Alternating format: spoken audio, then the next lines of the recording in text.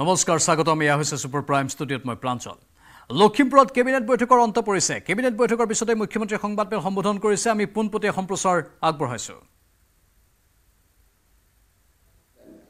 তেওঁলোকৰ অনুমতি লোৱাৰ পিছতহে সেই অঞ্চলবিলাকত এই ৰিকমেন্ডেশন বিলাক আমি ইমপ্লিমেন্ট কৰিম তেনেকে ভাষাৰ ক্ষেত্ৰত কেইটামান ৰিকমেন্ডেশন ইমপ্লিমেন্ট কৰাৰ আগতে আমি বৰাক উপত্যকা ৰাইজৰো অনুমতি ল'ব লাগিব কিন্তু বাকি ৰিকমেন্ডেশন 6 শিডিউল আৰু বৰাক উপত্যকাক বাদ দিলে 57টা ৰিকমেন্ডেশন আমি লগে লগে আমি ইমপ্লিমেন্ট কৰিম বাকি যিকেটা ৰিকমেন্ডেশন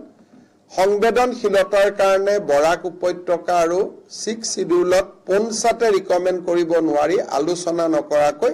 সেইকেটাৰ বিষয়েও আমি সদৌ অসম ছাত্ৰ সন্থাক বিশ্বাসত লৈ আমি সেই ক্ষেত্ৰত আমি আগবাঢ়িম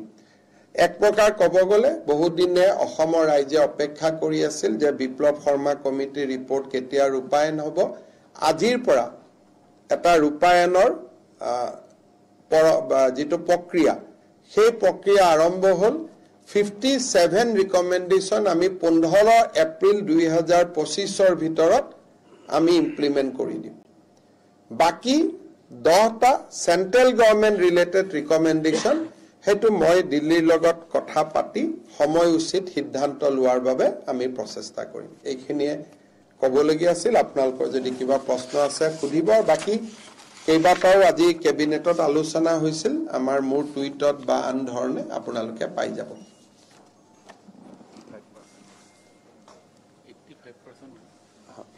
So total 85% recommendation. যদি 100 recommendation বুলি কওঁ 67 ৰ ভিতৰত 57 85% হ'ব ইমান খিনি আমি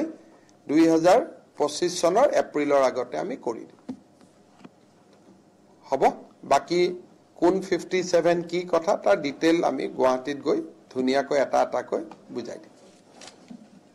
হ'ব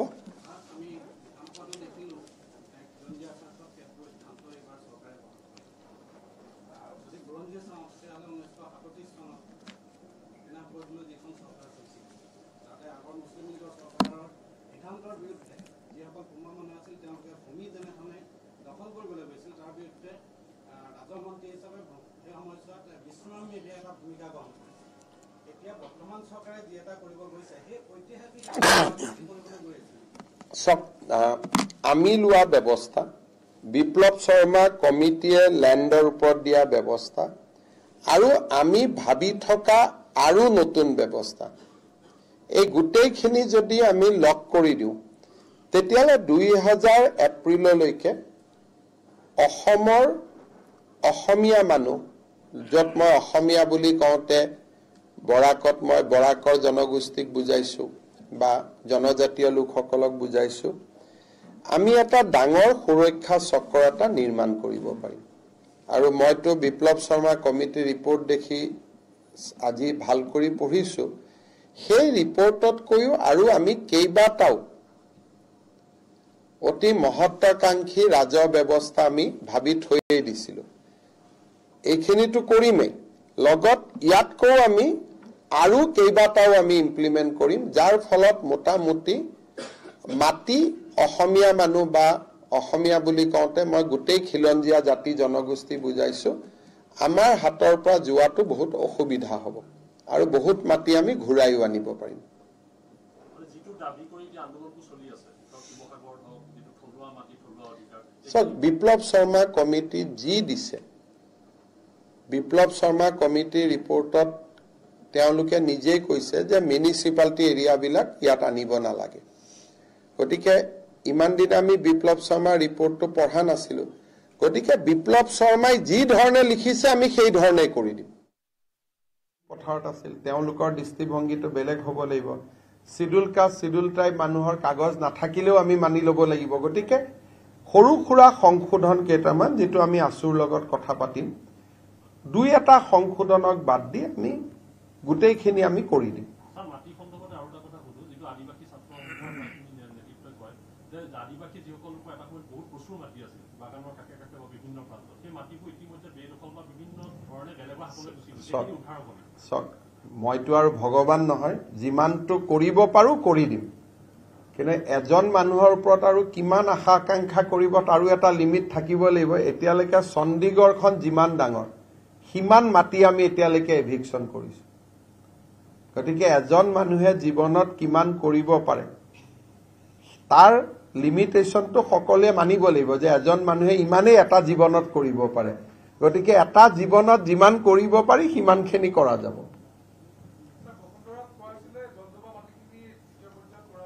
ইয়ালৈকে নাযাওঁ নেকি, আজি ইমান ডাঙৰ কথাখিনি ক'লো আৰু এতিয়া জল ডুবালৈকে গ'লে আৰু গোটেই কথাটো ডাইলিউট হৈ যাব। মোক ৰাতিপুৱা সুধি ল'ব।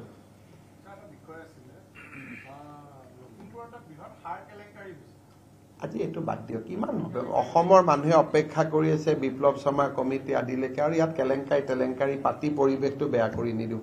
ধন্যবাদ, হ'ব।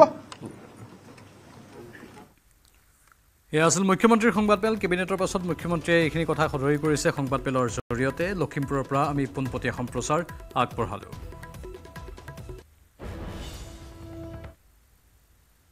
পোহৰলৈ আহিছে 2000 কোটি টকীয়া কেলেংকাৰীৰ তথ্য। শিলচৰত আৰক্ষীৰ জালত পৰিছে 7জন লোক। সিংঘানিয়া ফিনটেক এগ্ৰ বিজনেছৰ বিৰুদ্ধে উত্থাপন অভিযোগ। সংস্থাটোৰ বিৰুদ্ধে ৰাজ্যজুৰি ৰুজু হৈছে কেইবাটাও গোচৰ। কাৰ্যালয়টোত চলা অভিযানত আটক হৈছে 4 মহিলাসহ 7জন লোক। ধৃত হাইদৰ হুছেইন বৰভূঞা, বাহাৰুল ইছলাম লস্কৰ, লগতে মুজাকিৰ হুছেইন মজুমদাৰ।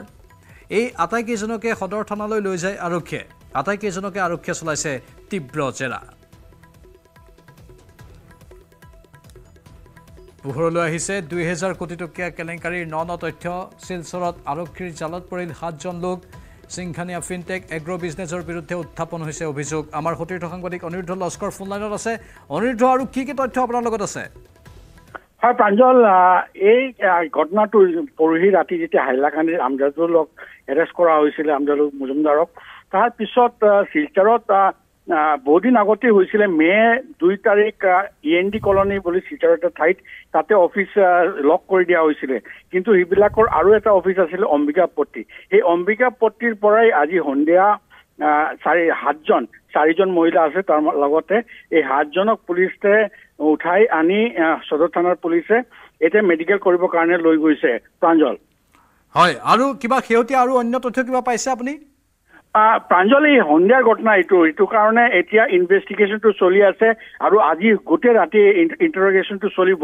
কালি ৰাতিপুৱা আমি গম পাই যাম যে তাৰ পৰা কি তথ্য ওলাই আহিছে। কিন্তু এতিয়া সদৰ থানাত এই 7জনক যে এৰেষ্ট কৰিছে, ডিটেইন কৰিছে, এইবিলাকক এতিয়া তাতে ইণ্টাৰগেশ্যন চলি আছে। প্ৰাঞ্জল, ধন্যবাদ অনিৰুদ্ধ। বিশাল ফুকন সন্দৰ্ভত ন তথ্য প্ৰদান কৰিছে আৰক্ষীয়ে। উদয়পুৰৰ ডেষ্টিনেশ্যন ৱেডিঙত 3 কোটি বিনিয়োগ কৰিছিল বিশালে। পাতি লোৱা বায়েকৰ বিয়াৰ উপহাৰ হিচাপে কৰিছিল খৰচ। অসমীয়া চিনেমা জগতৰ লোকেও কৰিছিল বিনিয়োগ। নাম প্ৰকাশৰ পৰা বিৰত আছে ডিব্ৰুগড় আৰক্ষী। থাইলেণ্ডৰ ৰাজধানী বেংককত একাউণ্ট খুলিছিল বিশালে। বিশালৰ 700 কোটি টকাৰ লেনদেনৰ সম্ভেদ পাইছে আৰক্ষীয়ে। ডিব্ৰুগড়ৰ 3টা বেংকত কেইমাহমানতে 60 কোটিৰ লেনদেন হৈছে। বিশালৰ এক্সিছত আছে, এক্সিছ বেংকত আছে এটা, HDFCত আছে 4টা একাউণ্ট, ষ্টেট বেংকত আছে এটা একাউণ্ট। পাৰ্চেলিয়া নামৰ কোম্পানীৰ জৰিয়তে ক'লা ধন বগা কৰাৰ চেষ্টা কৰাৰ অভিযোগ বিশালৰ বিৰুদ্ধে। সুমীৰ ককায়েক ৰাজীৱ বৰা, বৌয়েক জংকি মিলিৰ নামত আছে এই কোম্পানীটো। পাৰ্চেলিয়াৰ পৰা তৃতীয় এটা কোম্পানীলৈ কৰিছিল ধন হস্তান্তৰ। ধন হস্তান্তৰ কৰি শিৱসাগৰত কিনিছিল 2খন বাগান। ডিব্ৰুগড় আৰক্ষীয়ে ৱান্টেড ঘোষণা কৰিছে সুমীৰ ককায়েক আৰু বৌয়েকক। সুমিলৈ থানাত হাজিৰৰ চমন জাৰি কৰিছে মহানগৰ আৰক্ষীক। প্ৰদান কৰা হৈছে তথ্যখিনি। মহানগৰ আৰক্ষীয়ে চমন পোৱাৰ কথা স্বীকাৰ কৰা নাই। লাভজনক ব্যৱসায় বুলি বিনিয়োগকাৰীক আকৰ্ষণৰ তেওঁলোকে চেষ্টা কৰিছিল। বিনিয়োগকাৰীক আকৰ্ষণৰ বাবে সুমীৰ জৰিয়তে পাৰ্চেলিয়াক ব্যৱহাৰ কৰিছিল। সুমীয়ে গুৱাহাটীৰ তাজ বিবান্তা, ৰেডিছন ব্লু, নভোটেলত আয়োজন কৰিছিল পাৰ্টি, আৰু পাৰ্টিলৈ আমন্ত্ৰণ জনাইছিল একাংশ গায়ক গায়িকা অভিনেত্ৰীক, আৰু তেওঁলোকক দিছিল বিলাসী উপহাৰ। সুমীয়ে দিয়া বিনিয়োগকাৰীৰ বাবদ বিশালে দিছিল 15% কমিশ্যন। কেৰেলা, উৰিষ্যা, ছত্তীশগড়ৰ বিনিয়োগকাৰীকো কোটি কোটিৰ প্ৰবঞ্চনা কৰিছিল। বিশালৰ ঘৰত 10,000 দিৰহাম উদ্ধাৰ কৰা হৈছে। থাই ভাত আৰু মালয়েছিয়াৰ মুদ্ৰাও উদ্ধাৰ কৰা হৈছে বিশালৰ ঘৰৰ পৰা। বিশাল ফুকনৰ ক্ষেত্ৰত আমাৰ Dibrugarh PS case number 352/24 register কৰা হৈছে। সেইটো কেছ আমি ছেকশ্যন 316 আৰু 318 BNS আৰু section 21/23 banning of unregulated deposit schemes এক্টত ৰেজিষ্টাৰ কৰিছোঁ বিশাল ফুকনৰ বেংক একাউণ্টটো ফ্ৰিজ কৰিবলৈ আমি বেংকক লিখিছোঁ HDFC বেংকত 4টা আছে এটা SBI একাউণ্ট আছে আৰু এটা এক্সিছ বেংকৰ আছে আৰু বাকীখিনি আমি ওলাবলৈ চেষ্টা কৰি আছোঁ আৰু কি চিজ কৰিছে বিশাল ফুকনৰ বাকলিৰ পৰা বিশাল ফুকনৰ ঘৰৰ পৰা মেইনলি বেংক ৰিলেটেড ডকুমেণ্টছ বা এওঁলোকৰ বিজনেছ ৰিলেটেড ডকুমেণ্টছ কিছুমান লাক্সাৰী আইটেম আছে তাত মেইনলি সেইবোৰে কেছ পইচা আমি বেছি পোৱা নাই ফৰেন কাৰেঞ্চি অকণমান আছে মেম বিশাল ফুকনৰ ট্ৰানজেকশ্যন এমাউণ্ট কিমান গোটেই অভাৰঅল গোটেই যিটো স্কেম হৈছে তাতে ট্ৰানজেকশ্যন এমাউণ্টটো কিমান মই এতিয়া অকল এপ্ৰক্সিমেট এমাউণ্টে ক'ব পাৰিম কেলে ইনভেষ্টিগেশ্যনটো প্ৰিলিমিনাৰী ষ্টেজতে আছে এপ্ৰক্সটো কিমান এপ্ৰক্সিমেট যিটো আমি এতিয়ালৈকে পাইছোঁ সেইটো 60 crore মান মানে এইটো বেচিকেলি ইনডিউচমেণ্ট হয় গ্ৰীড ইনডিউচমেণ্ট মানে তেওঁলোকে এনেকুৱা এচিয়ৰেঞ্চ দিয়ে যে আমি বহুত কম সময়ৰ ভিতৰত আপোনাক 30% ৰিটাৰ্ণ দিব পাৰিম বা ইনভেষ্টৰৰ লগত এটা এগ্ৰিমেণ্টো বনায় মানে এইটো এচিয়ৰ্ড ৰিটাৰ্ণ আছে যে 60 ৱৰ্কিং ডেজৰ ভিতৰত আমি 30% ৰিটাৰ্ণ প্ৰভাইড কৰিম সেইটো গ্ৰীডৰ কাৰণে মানুহে মানে লিয়ৰ হৈ যায় বা ইনডিউচ হৈ যায় আৰু ইনভেষ্ট কৰে আমাৰ সাংবাদিক জেছিম আহমেদ বৰ্তমান লাইভত আছে জেছিম যেহেতু এই সমগ্ৰ বিষয়টো সন্দৰ্ভত আৰক্ষীয়ে এইখিনি মতামত আগবঢ়ালে আৰু বিশালৰ এতিয়া নতুন নতুন তথ্য উদ্ঘাটন হৈছে হোটেলত আকৌ নতুনকৈ পাৰ্টি দিয়াৰ কথা তালৈ অভিনেতা অভিনেত্ৰী কণা সুমি বৰাৰ দ্বাৰা সেইসকলক আকৌ নিজৰ এই ট্ৰেডিঙৰ ব্যৱসায়ৰ প্ৰতি আকৃষ্ট কৰাৰ চেষ্টা কৰাৰ কথা আৰু কি ক'লে আৰক্ষীয়ে হয় আৰক্ষী আচলতে প্ৰায় 10 মিনিট সময়ৰ গোটেই তথ্যসমূহ প্ৰকাশ কৰিছে এটা দীঘলীয়া আচলতে তথ্যৰ সম্বল আচলতে আৰক্ষীয়ে দিছে বিশালৰ যি গোটেই এই ঘটনা আচলতে অভিযোগ যি স্কেমৰ কথা কোৱা হৈছে বিশালৰ আৰু তাৰ সন্দৰ্ভত বিভিন্ন তথ্য আচলতে একেলেঠাৰি আপুনি চাই থাকিলে বা সুধি থাকিলে গোটেই কথাবোৰ মনলৈ আহি থাকিব ইটোৰ পাছত সেইটো ইমানেই কথা আছে আচলতে আৰক্ষীয়ে প্ৰথমতে প্ৰাৰম্ভিক পৰ্যায়ত যিসমূহ তথ্য পাইছে সেই তথ্যসমূহ আমাক এই 10 মিনিটৰ সময়ত দিছে ক'ব লাগিব যে আৰক্ষীৰ অতিৰিক্ত আৰক্ষী অধীক্ষকগৰাকী চেজেল আগৰৱালে তেওঁ নিজেই কৈছে যে আগন্তুক 3 দিনত আপোনালোকক আমি আৰু অধিক তথ্য দিবলৈ সক্ষম হ'ম হয়তো বৃহৎ তথ্য দিবলৈ সক্ষম হ'ম আমি সুমি বৰাৰ প্ৰসংগটো কথাবোৰ সুধিছিলো জানিব খুজিছিলো যে সুমি বৰাৰ কেনে ধৰণৰ সম্পৰ্কৰ লগত জড়িত বিভিন্ন কথা ওলাইছে কিন্তু সম্পৰ্ক কি ভাতৃভগ্নীৰ সম্পৰ্ক বুলি তেওঁ বিশালে আচলতে আৰক্ষী আগত প্ৰকাশ কৰিছে বিশালে স্বীকাৰ কৰা কেতবোৰ কথা কৈছে যে সেবিৰ গাইডলাইন ফলো কৰা নাছিলে বুলি আৰক্ষী প্ৰকাশ কৰা বুলি কৈছে বিশালে এই সমূহ বিনিয়োগৰ কথা নিজে স্বীকাৰ কৰিছে বুলি আৰক্ষীৰ আগত প্ৰকাশ কৰিছে আৰক্ষীৰ যে জেৰা হৈছে বিশালক আজি 2টা দিনে বা 3টা দিনে সেই সমূহ তথ্য প্ৰকাশ কৰিছে বিশালে বাহিৰত আৰু কেইবাটাও আচলতে বিশালে ডিব্ৰুগড়ৰ যি কেইবাটাও কাৰ্যালয় আৰু ঘৰ নিৰ্মাণ কৰি থকাৰ কথা বা ফ্ল্যাটটো ক্ৰয় কৰা যি প্ৰবাঞ্জলি এপাৰ্টমেণ্টৰ যিটো ফ্ল্যাট সেইটো ক্ৰয় কৰাৰ কথা স্বীকাৰ কৰিছে ইত্যাদি বিভিন্ন তথ্য আৰু এটা কথা ক'ব লাগিব বিশালৰ এখন বিলাসী গাড়ী বৰ্তমান ডিব্ৰুগড়ৰ সদৰ আৰক্ষী চকীত আৰক্ষী থানাত অনা হৈছে গাড়ীখন আনি আৰক্ষীয়ে নিজে পৰীক্ষা কৰি এবাৰ তথ্যসমূহ সংগ্ৰহ কৰি লৈ গৈছে আৰু সমান্তৰালকৈ বিশালৰ বিভিন্ন আচলতে কাগজ পত্ৰ নথি ইত্যাদি সকলোসমূহ ওলাইছে আৰু বিশালক এই আৰক্ষীয়ে যি 3 দিনৰ জিম্মাত লৈছে 3 দিনৰ জিম্মাৰ পাছত আৰক্ষীয়ে মাজত 3 দিনৰ জিম্মাৰ মাজত আৰক্ষীয়ে বিশালক লৈ বিভিন্ন অভিযান চলোৱাৰো সম্ভাৱনা আছে আৰক্ষী অতিৰিক্ত আৰক্ষী অধীক্ষকগৰাকীয়ে কৈছে যে আমি তদন্তৰ ক্ষেত্ৰত বহু কথা এতিয়া প্ৰকাশ কৰিব পৰা অৱস্থাটো নাই এই কথাও কৈছে আগন্তুক সময়ত এই যি বিশালৰ যি স্কেম বা বিশালৰ যি অভিযোগ আছে স্কেম কৰা বুলি সেই অভিযোগ প্ৰমাণৰ ক্ষেত্ৰত আৰক্ষীয়ে তথ্য সংগ্ৰহ কৰিব এই 3 দিনৰ যি বিশালক লৈ যি অভিযান চলিব এই অভিযানসমূহ আৰক্ষীৰ বাবে প্ৰত্যাহ্বানমূলক বা এই গোটেই গোচৰটোৰ বাবে আচলতে প্ৰত্যাহ্বানমূলক হ'ব আৰু বিশালৰ এই যি অনলাইন ট্ৰেডিঙৰ যি ব্যৱস্থা সেই ব্যৱস্থাত কেৱল ইয়াৰেই নহয় ৰাজ্যৰ বাহিৰৰ বিভিন্ন কেৰালা উৰিষ্যা ইত্যাদি ছত্তীশগড় ইত্যাদি ঠাইৰ লোক আচলতে জড়িত হৈ আছে বিনিয়োগকাৰী হিচাপে জড়িত হৈ আছে আৰু এই যিসমূহ অৰ্থ আচলতে যিসমূহ পুঁজি এই বিভিন্ন ঠাইৰ পৰা যোগান ধৰা বা বিশালক আনি দিছিলে বা সহযোগ কৰিছিলে তাত কোন কোন মানুহ কেনেকৈ জড়িত হৈ আছে সেইসমূহ তথ্যও ডিব্ৰুগড়ৰ সাংবাদিকসকলে জানিবলৈ কৈছিলে কাৰণ ডিব্ৰুগড়ৰ আৰক্ষী প্ৰথমবাৰলৈ নিজৰ এই গোটেই কেছটোত গোটেই গোচৰটোত বা বিশালৰ গোটেই প্ৰসংগটোত ইমান অসম জুৰি তোলপাল লাগি আছে ক'ব গ'লে দেশৰ বিভিন্ন প্ৰান্ততো এই খবৰ বিয়পি পৰিছে তাৰ পাছত কিন্তু আৰক্ষীয়ে কোনো ধৰণৰ তথ্য প্ৰকাশ কৰা নাছিলে শেহতীয়াকৈ আজি 3টা দিন 4টা দিনৰ পাছত অৱশেষত আৰক্ষীয়ে নিজৰ প্ৰাৰম্ভিক তদন্তৰ তথ্যখিনি প্ৰকাশ কৰিছে আৰু ক'ব লাগিব নিশ্চয় জেছিম আপুনি লাইনত থাকক আৰু যেহেতু এতিয়া অসমীয়া ছবি জগতৰ অভিনেতা অভিনেত্ৰীৰ প্ৰসংগ আহিছে কেৱল সুমি বৰাই নহয় আন বহু লোকক তেওঁলোকে স্বীকাৰ কৰি লৈছিল আৰু সেই লোকসকলৰ ধনো বিনিয়োগ কৰিছিল বুলি এটা খবৰ আহিছে সেই খবৰটোৰ ওপৰতো আৰক্ষীয়ে স্বাভাৱিকতে তদন্ত কৰিব কিন্তু প্ৰাৰম্ভিক অৱস্থাত আৰক্ষীয়ে নামসমূহ ক'ব বিচৰা নাই যেহেতু তদন্তৰ খাতিৰত এই সমগ্ৰ বিষয়টো সংবাদ মাধ্যমৰ পৰা অলপ আঁতৰাই ৰাখিবলৈ চেষ্টা কৰিছে কোনো কথা নাই তদন্ত সঠিকভাৱে আগবাঢ়ক সেইটোৱে আমি কামনা কৰিছোঁ বিশালৰ এক্সিছ বেংকত এটা একাউণ্ট HDFCৰ 4টা একাউণ্ট SBIত এটা একাউণ্ট সেই সকলো একাউণ্টবোৰ চিজ কৰা হৈছে পাৰ্চেলিয়া নামৰ কোম্পানীৰ জৰিয়তে ক'লা ধন বগা কৰাৰ এই চেষ্টা এটা গুৰুতৰ কথা সেইটো সুমীৰ ককায়েক ৰাজীৱ বৰা বৌয়েক জংকি মিলিৰ নামত আছে সেই কোম্পানীটো পাৰ্চেলিয়াৰ পৰা তৃতীয় এটা কোম্পানীলৈ ধন হস্তান্তৰ কৰিছিল মানে এটা কোম্পানীত ধন সোমোৱাই তাৰ পৰা আকৌ আন এটা তৃতীয় কোম্পানীলৈ ধন হস্তান্তৰ কৰি তেওঁলোকে এক প্ৰকাৰ হাবালাৰ জৰিয়তে যেন টকাবোৰ বগা কৰিবলৈ চেষ্টা কৰিছিল মানে ক'লা টকা বগা কৰাৰ এটা যেন এটা প্ৰক্ৰিয়া হৈ পৰিছিল এই সমগ্ৰ বিষয়টো নহয় জানো জেচিম সংযোগ আমাৰ বিচ্ছিন্ন হৈছে জেচিমৰ সৈতে কিন্তু এইখিনি শেহতীয়া তথ্য আমি আগবঢ়ালোঁ আৰক্ষীয়ে সংবাদ মাধ্যমৰ সন্মুখত তথ্যবোৰ সদৰি কৰিছে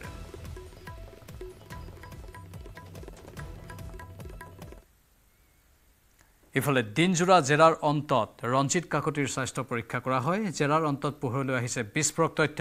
ৰঞ্জিতে ডাউন লাইনৰ লোকক দিছিল 6খন অডি 6খন স্কৰ্পিঅ' 12খন i10ৰে তেওঁলোকক পুৰস্কৃত কৰিছিল কাজিৰঙাত হোৱা ট্ৰেডিং এফেক্সৰ সভাত দিছিল উপহাৰসমূহ 3 দিনত 15 কোটি টকাৰে বুক কৰিছিল বৰগছ ৰিজৰ্ট ডিব্ৰুগড়ৰ বৈৰাগী মঠত ৰঞ্জিতে সাজি আছে 5 কোটি টকীয়া অট্টালিকা বিভিন্ন স্থানত বৃহৎ পৰিমাণৰ মাটিৰো মালিক ধৃত ৰঞ্জিত আৰু সেইগৰাকী ৰঞ্জিত এতিয়া দিনজোৰা জেৰাৰ অন্তত তেওঁৰ স্বাস্থ্য পৰীক্ষা সম্পন্ন হৈছে পোহৰলৈ আহিছে এইবোৰ বিস্ফোৰক তথ্য আজি দিনজোৰা জেৰাৰ অন্তত ৰঞ্জিতে ডাউন লাইনৰ লোকক 6খনকৈ অডি উপহাৰ দিছিল লগতে 6খন স্কৰ্পিঅ' দিছিল 12খন i10ৰে তেওঁলোকক পুৰস্কৃত কৰিছিল কাজিৰঙাত হোৱা ট্ৰেডিং এফেক্সৰ সভাত এই উপহাৰসমূহ প্ৰদান কৰা হৈছিল 3 দিনত 15 কোটি টকাৰে বুক কৰিছিল বৰগছ ৰিজৰ্ট ডিব্ৰুগড়ৰ বৈৰাগী মঠত ৰঞ্জিতে সাজি আছে 5 কোটি টকীয়া অট্টালিকা বিশাল ফুকনৰ ক্ষেত্ৰত আমাৰ Dibrugarh PS case number 352/24 register কৰা হৈছে সেইটো কেছ আমি সেকশন 316 আৰু 318 BNS আৰু section 21/23 banning of unregulated deposit schemes actত ৰেজিষ্টাৰ কৰিছোঁ সেই সেম সেকশন আমি ৰঞ্জিত কাকতিৰ কেছতো ইউজ কৰিছোঁ এতিয়া এওঁলোকৰ লগত তদন্ত চলি আছে আমি অকল প্ৰিলিমিনাৰী কামটো কৰিব পাৰিছোঁ মানে অকল 2 দিন হৈছে কেছটো ৰেজিষ্টাৰ কৰাটো এতিয়ালৈকে সেই দুটা কেছত অকল ৰঞ্জিত কাকতি আৰু বিশাল ফুকনৰে এৰেষ্ট হৈছে বেলেগ মানুহক আমি এতিয়ালৈকে এৰেষ্ট কৰা নাই কিন্তু আমি বহুজন মানুহক এক্সামিন কৰা হৈছে কেছত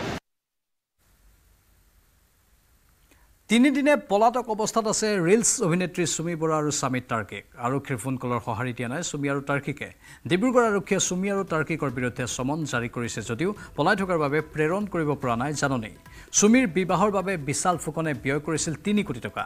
আৰক্ষীৰ জেৰাত বিশাল ফুকনে এই স্বীকাৰোক্তি প্ৰদান কৰিছে বিশালে বিবাহৰ উপহাৰ হিচাপে সুমিক দিছিল সেই 3 কোটি টকা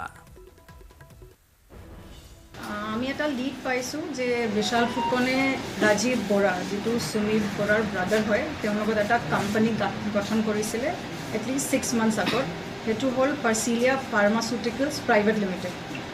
সেইটো লিড লৈ আমি ৰাজীৱ বৰাৰ হাউচ চাৰ্চ কৰিলোঁ তাৰ পৰা আমি কিছুমান ডকুমেণ্টছ আৰু কিছুমান লাক্সাৰী আইটেম চিজ কৰিছোঁ কিন্তু ৰাজীৱ বৰা আৰু তেওঁৰ ৱাইফক আমি এতিয়ালৈকে পোৱা নাই মোবাইল কেইটামান চিজ কৰিছোঁ সেইটো মেইনলি ডকুমেণ্টাৰী বস্তু আছে কেইটামান লাক্সাৰী আইটেম আছে জুৱেলাৰী আছে আৰু মোবাইল ফোনবিলাক সুমি বৰাক আমি আপিয়াৰ হ'বলৈ ন'টিছ এটা পঠাইছোঁ কিন্তু তেওঁলোকক মানে গুৱাহাটী চিটি পুলিচে পোৱা নাই সেইকাৰণে ন'টিছটো ছাৰ্ভ কৰিব পৰা নাই তেওঁলোকক বহুতবাৰ বিচাৰিছে কল কৰিছে কিন্তু মানে তেওঁলোকৰ লগত কণ্টেক্ট হোৱা নাই মোবাইল পোৱা নাই মোবাইলত কণ্টেক্ট হোৱা নাই কণ্টেক্টটো পাইছে কিন্তু তেওঁলোকে ফোনটো ধৰা নাই যেতিয়া পুলিচে কণ্টেক্ট কৰি আছে ৰাজীৱ বৰাক পোৱা নাই ন'টিছ দিছে নেকি ৰাজীৱ বৰাক মেম নাই ন'টিছ আমি তেওঁলোকৰ দেউতাক ছাৰ্ভ কৰি আহিছোঁ দেউতাক কোৱা মতে দেউতাও তেওঁক ফোন কৰি জনাই দিছে কিন্তু তেওঁলোকে পুলিচৰ ইয়াত আপিয়াৰ হোৱা নাই সুমি বৰা আৰু তাৰ্কিক বৰাৰ কোনো খবৰ নাই গুৱাহাটী মহানগৰ আৰক্ষীয়ে বিচাৰি আছে ডিব্ৰুগড় আৰক্ষীয়ে সদৰি কৰিলে আমাৰ সতীৰ্থ সাংবাদিক অসীম দত্ত বৰ্তমান লাইভত আছে অসীম দত্ত চলাট কৰি থকা হৈছে বিভিন্ন প্ৰান্তত গুৱাহাটী মহানগৰ আৰক্ষীৰ দ্বাৰা সুমি বৰাক লৈ সুমি বৰাক বিচৰা হৈছে কোনো সন্ধান পোৱা নাই এই মুহূৰ্তৰ কিবা শেহতীয়া খবৰ চাওক প্ৰাঞ্জল গুৱাহাটী মহানগৰ আৰক্ষীয়ে যদিও বা চলাট কৰিছে বুলি আপুনি শব্দটো কৈছে কিন্তু এক প্ৰকাৰ চলাট কৰাৰ নামত এক প্ৰকাৰ অভিনয় কৰিছে নেকি মহানগৰ আৰক্ষীয়ে এই মুহূৰ্তত কিন্তু সেই প্ৰশ্ন উত্থাপিত হৈছে কিয়নো 3টা দিন ধৰি এগৰাকী অভিনেত্ৰী বা এগৰাকী নৃত্যশিল্পীক বিচাৰি নোপোৱাটো মহানগৰ আৰক্ষীৰ বাবে খুবেই লজ্জাজনক এটা বিষয় হৈ পৰিছে প্ৰতিগৰাকী লোকে যেহেতু মহানগৰ আৰক্ষীক আঙুলি টুৱাইছে কাৰণ 3 দিন ধৰি আৰু কালিৰ দিনটোত আটাইতকৈ গুৰুত্বপূৰ্ণ কথাটো হৈছে যে কালিৰ দিনটোত এগৰাকী কণ্ঠশিল্পীৰ ঘৰত থকাৰ পিছতো আৰক্ষীয়ে যে কোনো ধৰণৰ সংক্ষুব্ধ নাপালে সেয়াও কিন্তু এই মুহূৰ্তত চৰ্চাৰ বিষয় হৈ পৰিছে কিন্তু প্ৰাঞ্জল এই মুহূৰ্তত অতিকৈ গুৰুত্বপূৰ্ণ বিষয়টো জনাব বিচাৰিছো যে আজিৰ নিশাৰ ভাগত সুমি বৰা আৰু তেওঁৰ স্বামী কাৰ্তিক বৰাই হয়তো যিকোনো মুহূৰ্তত 3খন থানা বিশেষকৈ দিছপুৰ আৰক্ষী থানা নুনমাটি আৰক্ষী থানা আৰু সমান্তৰালভাৱে বশিষ্ঠ আৰক্ষী থানা এই 3খন থানাৰ কোনোবা এখন থানাত আত্মসমৰ্পণ কৰাৰ কথা ইতিমধ্যে বিশেষ খবৰৰ ভিত্তিত আমি লাভ কৰিছো জানিব পাৰিছো গতিকে সেই 3খন থানাৰ ভিতৰত কোনখন থানাত সেই দুয়োগৰাকীয়ে আত্মসমৰ্পণ কৰিব সেই কথা কিন্তু এই মুহূৰ্তত নিশ্চিত খবৰ পোৱা নাই কিন্তু প্ৰথম অৱস্থাত মহিলা আৰক্ষী থানাত আত্মসমৰ্পণ কৰিব বুলি এটা খবৰ লাভ কৰিছিল কিন্তু যেহেতু সেই অভিনেত্ৰীগৰাকীৰ লগত নিজৰ স্বামী তাৰ্কিক বৰা আছে গতিকে তাৰ্কিক বৰা থকা হেতু মহিলা আৰক্ষী থানাত কোনো ধৰণৰ আচলতে তেওঁলোকে আত্মসমৰ্পণ নকৰে কিন্তু তাৰ বিপৰীতে 3খন থানাত সম্পূৰ্ণ সম্ভাৱনা আছে তাৰ ভিতৰত দিছপুৰ আৰক্ষী থানা নুনমাটি আৰক্ষী থানা আৰু বশিষ্ঠ আৰক্ষী থানা গতিকে এই 3খন আৰক্ষী থানাত যদিহে আজিৰ দিনটোত সুমি বৰা আৰু তাৰ্কিক বৰাই আত্মসমৰ্পণ কৰে তেনেহলে হয়তো বিষয়টো আন এফালে গতি কৰিব কিন্তু যদিহে আজি নিশাটোৰ ভিতৰত কোনো ধৰণৰ আৰক্ষীয়ে সংক্ষুব্ধ নাপায় বা দুয়োগৰাকী স্বামী স্ত্ৰীয়ে যদি আত্মসমৰ্পণ নকৰে তেনেহলে কাইলৈ দিনটোত কিন্তু আন এটা খবৰ যে পোহৰলৈ আহিব সেই কথাও নিশ্চিত কাৰণ কালিৰ নিশাৰ ভাগত দিকসু শৰ্মাৰ ঘৰত বাহৰ পাতিছিল আৰু তাৰ পিছত নিশা 12 বজাৰ পিছত তেওঁলোক ওলাই গৈছিল বুলি ইতিমধ্যে দিকসু শৰ্মাই মুকলিকৈ সংবাদ মাধ্যমৰ আগত সদৰি কৰিছে গতিকে আজিৰ দিনটোত যদি তেওঁ কোনে ৰক্ষণাবেক্ষণ দিছে এই স্বামী স্ত্ৰীক কোনে ৰক্ষণাবেক্ষণ দিছে সুমি বৰা আৰু তেওঁৰ স্বামী তাৰ্কিক বৰা কোনে ৰক্ষণাবেক্ষণ দিছে এটা কোটিটকীয়া প্ৰশ্ন আমি কিছু সময় আপোনাক লাইনত ৰাখিছোঁ আপুনি থাকক কিন্তু আমি আন কেতবোৰ খবৰো আপোনালোকক দি ল'ব বিচাৰিম 3 ছেপ্টেম্বৰৰ দিনটোত যিহেতু নুনমাটিৰ জয়ন্তনগৰৰ মতিভিলাত থকা কণ্ঠশিল্পী দিকসুৰ ঘৰতে আছিল পলাতক সুমি বৰা আৰু তেওঁৰ স্বামী তাৰ্কিক বৰা দিকসুৱে আজি সংবাদ মাধ্যমৰ আগত প্ৰকাশ কৰি এই কথা কয় যে তেওঁ নিশা ঘৰ আহি পোৱাৰ পিছতে সুমি বৰা আৰু তাৰ্কিক বৰা তাৰ পৰা গুচি যায় কণ্ঠশিল্পী দিকসুৰ মতিভিলাৰ গ্ৰাউণ্ড ফ্ল'ৰৰ কেইখনমান এক্সক্লুচিভ ছবি এয়া নিউজ 18ৰ হাতত পৰিছে ছবিত দেখা গৈছে 3গৰাকী লোকক তাৰে 2গৰাকী মহিলা আৰু 1গৰাকী পুৰুষ এগৰাকী মহিলা আৰু এজন পুৰুষে মূৰত হেলমেট পিন্ধি আছে এই ছবিৰ সময় নিশা 11:12 আৰু এই সময়তে তেওঁলোকে দিকসুৰ ঘৰৰ পৰা ওলাই যোৱা বুলি সন্দেহ কৰা হৈছে ট্ৰেণ্ডিঙত থকা বিশাল সুমিৰ ট্ৰেণ্ডিং কাণ্ডত এইবাৰ এণ্ট্ৰি কণ্ঠশিল্পী দিকসু আৰু পত্নী বিজয়িতাৰ আৰক্ষীৰ চকুত ধুলি দি মঙলবাৰে দিকসুৰ মতিভিলাত আত্মগোপন কৰিছিল পলাতক স্বামী তাৰ্কিকসহ সুমি বৰাই মঙলবাৰে নিশালৈ দিকসুৰ ঘৰত কি কৰিছিল সুমি আৰু তাৰ্কিকে এই প্ৰতিবেদনৰ জৰিয়তে আগবঢ়াব বিচাৰিছোঁ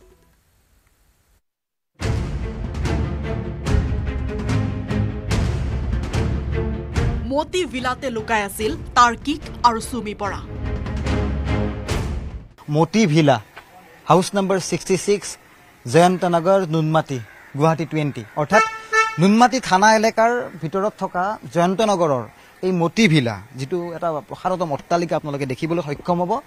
সেইগৰাকী সুমি বৰা আৰু তেওঁৰ স্বামী তাৰ্কিক বৰুৱাৰ ওপৰত আহি আত্মগোপন কৰিছিল নুনমাটিৰ জয়ন্তনগৰৰ হাউচ নম্বৰ 66ৰ এই মতিভিলাৰ দ্বিতীয় মহলাতে লুকাই আছিল এই দুই তাৰ্কিক আৰু সুমি হয় জনপ্ৰিয় কণ্ঠশিল্পী দিকসু শৰ্মাৰ বিলাসী ফ্লেটতে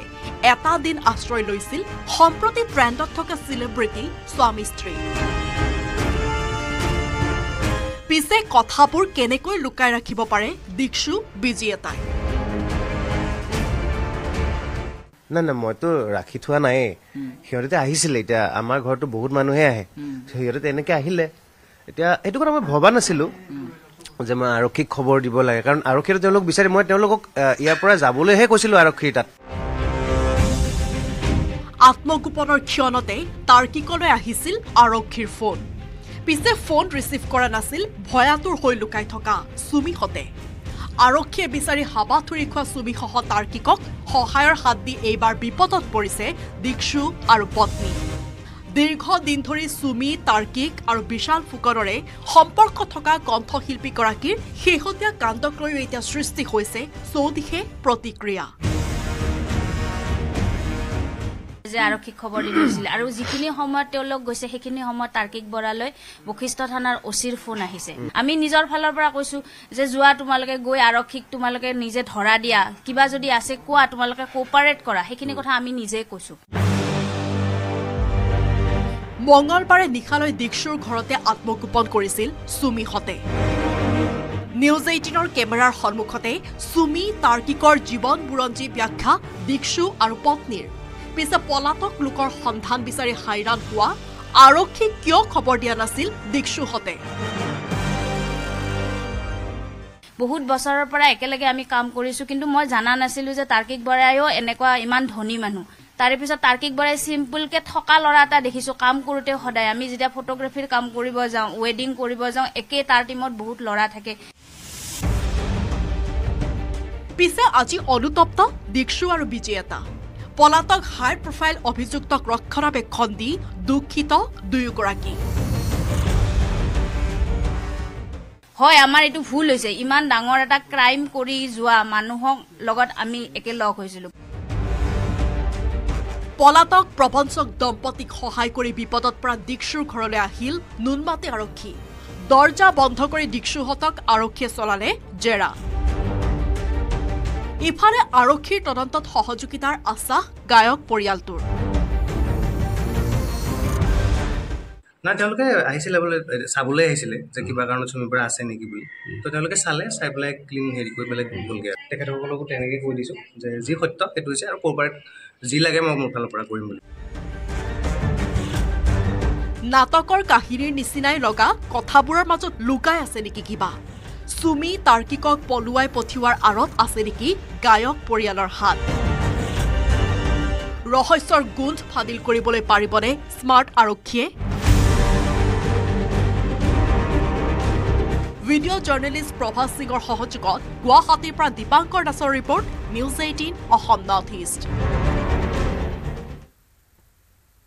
অভিযোগ উঠিছে দীক্ষু আৰু তেওঁৰ পত্নীয়ে প্ৰায় 11 ঘণ্টা ৰক্ষণাবেক্ষণ দি আছিল সুমি বৰা আৰু তেওঁৰ স্বামীক এতিয়া কোনে ৰক্ষণাবেক্ষণ দি আছে অসীম বাৰু এতিয়া কাৰ তাত থাকিব পাৰে চাওক প্ৰাঞ্জল কেইবাগৰাকীও অভিনেতা কেইবাগৰাকীও অভিনেত্ৰীৰ আৰু কণ্ঠশিল্পীৰ যেহেতু ইতিমধ্যে চৰ্চাত আহিছে তাৰ ভিতৰত আছে গীতালী দেৱী আৰু তাৰ মাজতে যদি আমি কওঁ এগৰাকী জনপ্ৰিয় অভিনেতা যতীন বৰাৰ প্ৰসংগও কিছু কিছু লোকৰ মুখত শুনিবলৈ পোৱা গৈছে গতিকে এই মুহূৰ্তত আমি ঠিৰাংকৈ ক'ব নোৱাৰো কাৰ ঘৰত আশ্ৰয় লৈ আছে বা কোনে আশ্ৰয় দিছে কিন্তু কালিৰ নিশাৰ ঘটনাটোলৈ যদি চাওঁ দীক্ষু শৰ্মাৰ ঘৰত যেনেদৰে বাহৰ পাতিছিল ঠিক তেনেদৰে আজিও হয়তো কোনো এজন অভিনেতা কোনো এজন অভিনেত্ৰী বা কোনো এগৰাকী কণ্ঠশিল্পীৰ ঘৰত যে আশ্ৰয় লৈছে সেই কথাও কিন্তু আমি নুই কৰিব নোৱাৰো কাৰণ কালিৰ নিশাৰ ভাগত যেনেদৰে দীক্ষু শৰ্মাৰ ঘৰত আশ্ৰয় ললে ঠিক তেনেদৰে আজিও হয়তো কোনো লোকে আশ্ৰয় দিছে মই ইতিমধ্যে উল্লেখ কৰিছো যে এই আজিৰ দিনটোত আজি নিশাটোৰ ভিতৰত যদি তেওঁলোকে আত্মসমৰ্পণ নকৰে যি খবৰ আমাৰ হাতলৈ ইতিমধ্যে আহিছে আত্মসমৰ্পণ কৰিব বুলি যদিহে আত্মসমৰ্পণ নকৰে তেনেহলে এই কথা কিন্তু আমি নিশ্চিতভাৱে ক'ব পাৰো আজি নিশাটো কোনো এগৰাকী লোকক তেওঁলোকে বাছি লৈছে সেয়া হয়তো যতীন বৰা হ'ব পাৰে গীতালী দেৱী হ'ব পাৰে কোন হ'ব পাৰে ক'ব নোৱাৰি কোন হ'ব পাৰে স্বাভাৱিকতে ক'ব নোৱাৰি আমি এই সন্দৰ্ভত অধিক তথ্যৰ বাবে আপোনাৰ সৈতে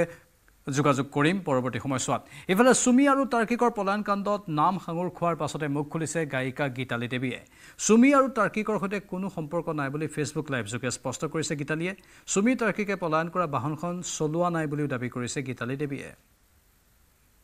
কিবা মোৰ হৈ কিবা নিউজ ওলাইছে গতিকে নিউজটো পাই নিজৰে হাঁহি উঠিছে প্ৰথম কথা হ'ল মই নিজৰ কামত গৈছিলোঁ যাৰ যিটো নিউজ ওলাইছে নিজৰ কামতে গৈছিলোঁ তাতে এজন ভাইটি থাকে এটা এপাৰ্টমেণ্টত এজনেই নাথাকে বহুত মানুহ থাকে গতিকে ভাইটিজনৰ ওচৰলৈ নিজৰ কামত আকৌ গানৰ কামত গৈছিলোঁ সেই ভিজুৱেলখিনিয়ে দেখিছে আৰু মই বিশেষকৈ কৈছে যে মই গাড়ী চলাই পেলাই কাৰোবাক লৈ আহিছোঁ মই গাড়ী চলাবই নাজানো কাৰণ আজিলৈকে ষ্টেৰিঙে ধৰি পোৱা নাই মই আৰু মোৰ মানুহজন আছিলোঁ আৰু মানুহজনে মই গানৰ কামত গৈছিলোঁ আৰু বাহিৰত ভাইটিজন মই একেলগে কথা পাতি আছিলোঁ তেওঁলোকে যোনে ভিজুৱেল লৈছে তেওঁলোকে দেখিছে তেওঁলোকে মোক সুধিছিলে যে ইয়াতে মোক আহিছে নেকি মই নাজানো মই বেলেগ কামত আহিছোঁ বুলি গতিকে মোৰ ফালৰ পৰা মই ক্লিয়াৰিফিকেশ্যনটোত মই এইটোৱে দিছোঁ যে মই নিজৰ কামত গৈছিলোঁ মোৰ কোনো কাৰোৰ লগত সম্পৰ্ক নাই তেনেকুৱা ধৰণৰ মানুহখিনিৰ লগত যেতিয়াই পাইছোঁ জাষ্ট হাই হেল্ল' আৰু আজিলৈকে এনেকুৱা ধৰণৰ কৰা নাই কিন্তু মোৰ দীক্ষুদা আৰু বিজুবাৰ লগত মোৰ সম্পৰ্কটো আছে ঘৰুৱা এটা সম্পৰ্ক কিন্তু মোৰ